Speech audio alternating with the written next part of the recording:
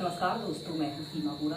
दोस्तों, आज हम आपको नाभि का हटना, धरण गिरना, जिसे गोला खिसकना भी कहते हैं, की समस्या को दूर करने वाले कुछ सिंपल से योगाभ्यास बताएंगे। नाभि मानव शरीर का केंद्र बिंदु माना जाता है। नाभि स्थान पर शरीर की 72,000 नाड़ियां जुड़ी होती हैं। अगर नाभि अपने स्थान से खिसक जाए तो इसके कारण हमें अनेक प्रकार की समस्याएं उत्पन्न हो जाती हैं। नाभि खिसकने या धरण गिरने के कारण व्यक्ति के पेट में असहनीय दर्द की समस्या का होना और बार बार दस्त का लगना, पेट में मरोड़ का उठना और अपच जैसी समस्याओं के साथ साथ व्यक्ति मेंटल रूप से भी डिस्टर्ब रहने लगता है।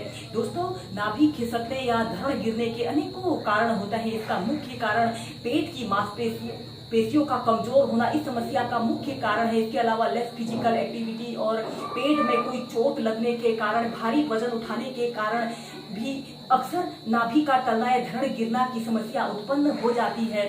दोस्तों, मॉडर्न मेडिकल साइंस में नाभि खिसकने को नहीं माना जाता है। इन अभ्यासों को करने से हमारे पेट की मांसपेशियां भी काफी स्ट्रांग बनती हैं। आइए देखते हैं कि नाभि का हटना की समस्या को दूर करने वाले अभ्यासों को कैसे प्रैक्टिस किया जाता है।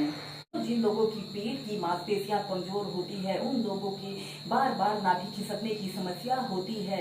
आप योगासनों के नियमित प्रैक्टिस करने से अपने पेट की मांसपेशियों को मजबूत कर सकते हैं और इस समस्या को दूर कर सकते हैं। इस समस्या को दूर करने के लिए सबसे पहले हम पीठ के बल लेटकर कुछ अभ्यासों को प्रैक्टिस करेंगे। सबसे पहले आपने ऐसे पीठ के बल सीधे लेट जाते हैं और अपने दोनों हाथों को ऐसे अपने हिप्स के नीचे से ऐसे रख लेते हैं। ऐसे आपके दोनों पैर बिल्कुल सीधे रहें और पंजे ऐसे आगे की तरफ तने हुए हों। श्वास छोड़ते हुए ऐसे अपने दोनों पैरों के पंजों को ऐसे आगे की तरफ करते हैं। श्वास अंदर भरते हुए ऐसे अपने पंजों को पीछे की तरफ स्ट्रेच करते हैं, जितना स्ट्रेच आप कर सकते हैं। ऐसे ही अपने पैरों को 8 से 10 बार अप डाउन कीजिए।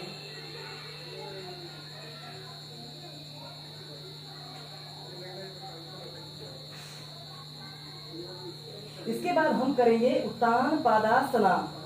धीरे धीरे श्वास अंदर भरते हुए ऐसे 30 डिग्री के एंगल में ऐसे उठा लेते हैं। आपके पैर बिल्कुल सीधे, पंजे ऐसे आगे की तरफ तने हुए हों और एक आरामदायक अवधि के लिए कम से कम 30 सेकंड से लेकर 1 मिनट तक आप ऐसे ही होल्ड करके रखते हैं। इस अभ्यास को करने से हमारी कोर मसल्स काफी स्ट्रांग बनती है। जिन लोगों को अक्सर पेट में दर्द, पेट में मरोड़, दस्त का लगना जैसी समस्या होती है, इस उत्तान पादासना को करने से दूर होती है। और फिर धीरे धीरे नीचे श्वास अंदर भरते हुए ऐसे अपने दोनों पैरों को ऐसे 30 डिग्री के एंगल में ऐसे उठाते हैं। आपके दोनों पैर बिल्कुल सीधे, पंजे ऐसे आगे की तरफ तने हुए हों। कुछ देर होल्ड करके रखें। दोस्तों, यह अभ्यास दिखने में बहुत आसान है, लेकिन अगर आप इसे होल्ड करके प्रैक्टिस करते हैं तो यह एक चैलेंजिंग पोस्चर है। और फिर नीचे ऐसे इसे आप 4 से 5 बार कीजिए। इसमें हम नेक्स्ट अभ्यास करेंगे एक पाद पवन मुक्तासना।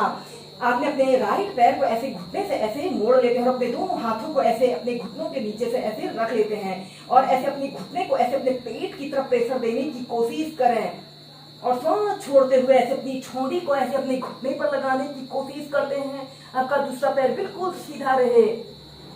30 सेकंड तक ऐसे ही होल्ड करके रखें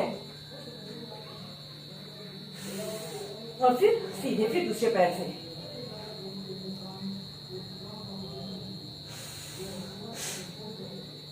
श्वास छोड़ते हुए ऐसे अपनी ठोड़ी को या अपने नाक को ऐसे अपने घुटने पर लगाइए।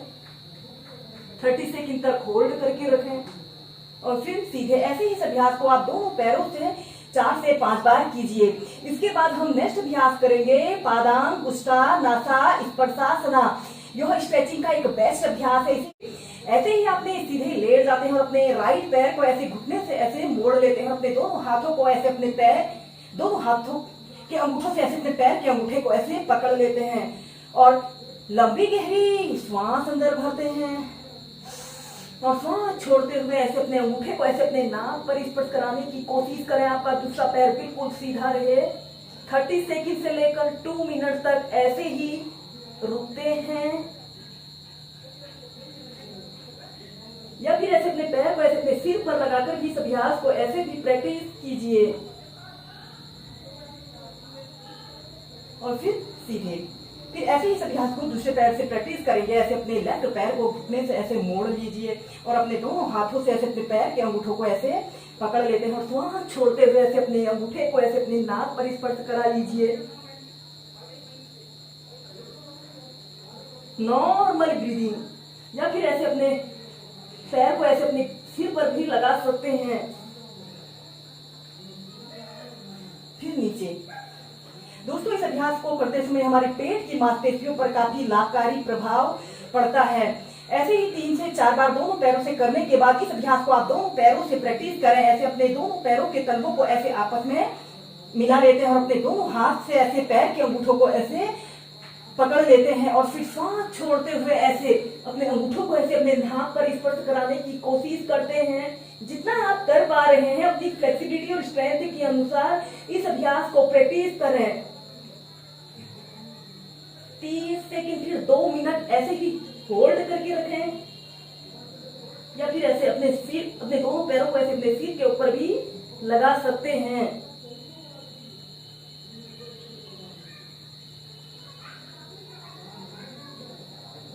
Normal breathing.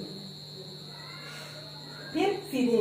अगर इस अभ्यास को ऐसे करने में आपको दिक्कत हो रही हो तो आप इस अभ्यास को ऐसे भी प्रैक्टिस कर सकते हैं। ऐसे अपने अंगूठों को ऐसे अपने पीठ की तरफ प्रेशर देने की कोशिश करते हैं और 30 सेकंड से लेकर 2 मिनट तक ऐसे ही होल्ड करके रखते हैं और फिर ऐसे अपने दोनों पैरों को सीधा कर लेते हैं। मत्स्यासना। ऐसे ही आपने सीधे लेट जाते हैं और अपने दोनों हाथों को ऐसे अपने हिप्स के नीचे ऐसे रख लेते हैं और ऐसे अपने पंजों को ऐसे आगे की तरफ तानते हुए ऐसे अपने सिर को ऐसे मोड़ लेना है और एक आरामदायक अवधि के लिए कम से कम 2 मिनट इस सरल मत्स्यासना की पोजीशन पर रहते हैं। Normal breathing.